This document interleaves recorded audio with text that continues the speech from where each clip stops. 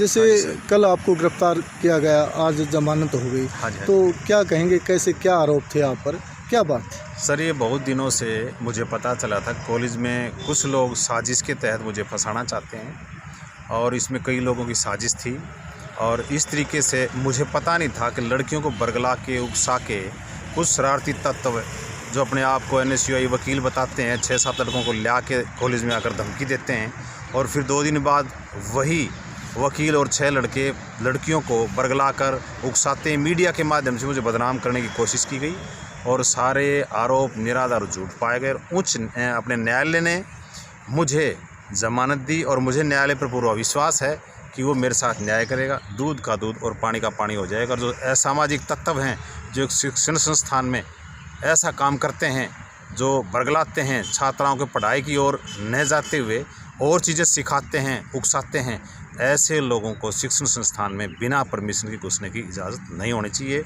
और मुझे विश्वास है न्याय इनके खिलाफ न्यायालय सख्त से सख्त कार्रवाई करेगा। क्या आप मानते हैं ये साजिश के तहत ये मामला हुआ है? हाँ बिल्कुल सर, मुझे पता है सारा ही साजिश के तहत है, क्योंकि जिस दिन मेरे ऊपर एप्लीकेशन दी गई मैं छुट्टी पे था और जिन बच्चों से दिलवाई गई वो सब सिखा के सारा तैयार किया हुआ मामला है। 2020 को मैंने असिस्टेंट प्रोफेसर के पद पर ज्वाइन किया।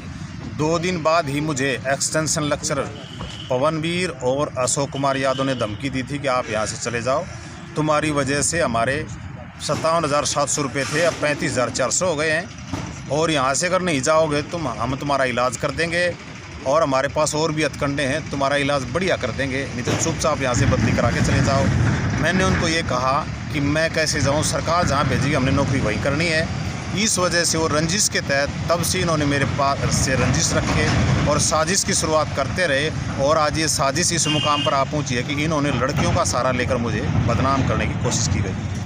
वकील साहब अपना परिचय करवाएं सबसे पहले। जी सर, मेरा नाम करणी सिंह राठौड़ एडवोकेट।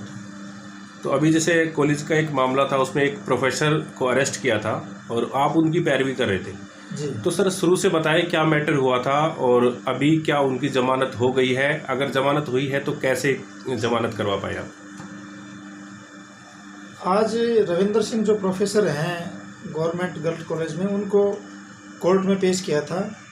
जो मुकदमा था वो था FIR नंबर 23/31/2023 डेटेड, और इसमें जो धाराएं लगाई थी पुलिस ने 354A, 354D, 509 IPC, इसके अंतर्गत गिरफ्तार करके और पुलिस ने उनको जो कोर्ट है मुनीश नागर जी SDCM साहब उनके यहाँ पेश किया था। मैंने उनकी तरफ से पैरवी करते हुए उनकी तरफ से जमानत की दरख्वास्त लगाई।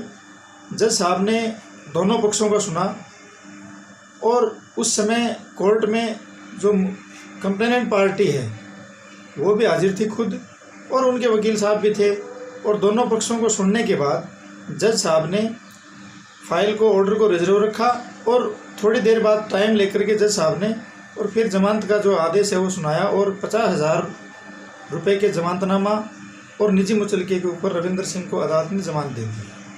और आगे जो तारीख लगाई है कोर्ट ने वो 29/4/2023 जो चालान आएगा, फाइनल रिपोर्ट आएगी, उसके लिए मुकर्रर की है। तो सर जैसे ये 3 धाराएं बता रहे हैं आप इसमें लगाइए, तो आगे भी मतलब इस तरह की कोई सज़ा का प्रावधान है क्या इसमें? ये जो धाराएं थी जिनमें इनको पेश किया गया था ये सभी धाराएं अवेलेबल थी, इनमें नॉन अवेलेबल कोई भी धाराएं नहीं थी। आगे पुलिस इसमें तफ्तीश करेगी, तफ्तीश करने के बाद फाइनल रिपोर्ट देगी, उसके बाद गवाहियाँ होकर के जब फैसला होगा उस समय देखा जाएगा। यदि उस समय रविंदर सिंह निर्दोष साबित होते हैं तो कोर्ट बरी करेगी, और उस समय यदि इन धाराओं के तहत आरोप सिद्ध होते हैं, कोर्ट उनको गिल्टी हेल्ड करती है, तो इन तीनों धाराओं में अधिकतम 3 साल की सज़ा और जुर्माने का प्रावधान है। जैसे अभी ये सरकारी नौकरी पे हैं तो इस केस को लेके अभी जैसे पुलिस ने गिरफ्तार किया, कोर्ट में पेश किया, तो सर इस नौकरी पे कोई इफेक्ट होगा इनका? नहीं, नौकरी के ऊपर कोई इफेक्ट नहीं होगा, क्योंकि इनको कस्टडी में नहीं रखा गया है, जुडिशियल कस्टडी में नहीं रखा गया है। नौकरी के ऊपर जब ही असर पड़ता है जब किसी व्यक्ति को गिरफ्तार करने के बाद न्यायिक हिरासत में भेज दिया जाए। इनका केस जो है वो शाम को दर्ज हुआ है तकरीबन 6 बजे के आसपास, और रात को इनको पुलिस ने उठाया है और गिरफ्तारी जो दिखाई है वो पुलिस ने सुबह दिखाई है 4-5 बजे की, और 4-5 बजे के बाद में गिरफ्तार करने के बाद 5-6 घंटे बाद यहाँ लंच के जस्ट बाद 1:30-2 बजे यहाँ पेश कर दिया। तो नौकरी पे इसका कोई नकारात्मक असर इसमें सर जैसे कितने बच्चियों ने, जो लड़कियां हैं कॉलेज की, कितनी बच्चियों का इसमें आरोप था? इसमें जो पुलिस की FIR है उसमें एक लड़की है, उसने एप्लीकेशन दी है, अलका नाम की कोई लड़की है, गांव सिगड़ा की। मैं नाम कन्फर्म नहीं है, मेरे अंदाज से अलका नाम है, क्योंकि हमने थोड़ा जल्दी में थे, वो लेट मेरे पास आए, पेश हुए तो थोड़ा सा जल्दी में थे। पर और वैसे हम ये कहें तो उस पर 4-5 जो हैं लड़कियों के हस्ताक्षर और थे, उनका नाम मुझे नहीं था, और अलका का नाम शायद मैं कन्फर्म नहीं हूँ कि उसका नाम अलका था और कुछ था। क्या मामला बताया जैसे FIR में आपने बताया? FIR में उन्होंने जो आरोप लगाए हैं वो महिलाओं से संबंधित जो अपराध हैं उसके तहत ही आरोप लगाए हैं। भाई हमें पीछा करने वाली बात है, या फ़ोन नंबर मांगने वाली, दोस्ती करने वाली, इस तरीके के उन्होंने आरोप लगाए हैं, जो अभी पुलिस के अंडर इन्वेस्टिगेशन है। अभी तफ्तीश की जाएगी? हाँ, अभी तफ्तीश की जाएगी। और जैसा मुझे रविंदर सिंह ने बताया है कि मेरे खिलाफ जो मुकदमा बना है, जो आरोप है, वो राजनीतिक साजिश और जो कॉलेज के अंदर गुटबाजी है उसके परिणामों के तहत मेरे ऊपर ये आरोप लगाए गए हैं। तो उसके लिए हम भी रविंदर सिंह की तरफ से जो भी पुलिस के उच्च अधिकारी है उनसे फेयर इन्वेस्टिगेशन के लिए अप्रोच करेंगे, एप्लीकेशन वगैरह देंगे, जो कार्रवाई आगामी करेंगे, क्योंकि आज तो अभी उनकी जमानती हुई है।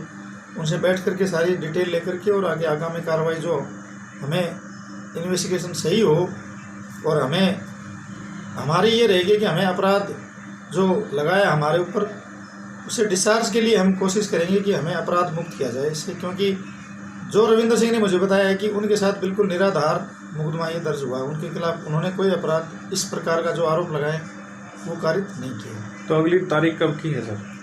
इसमें अगली तारीख लगाई है 29/4/2023, जो पुलिस को फाइनल रिपोर्ट, जो चालान जो बोलते हैं जिसको, वो पेश कर देंगे। Thank you.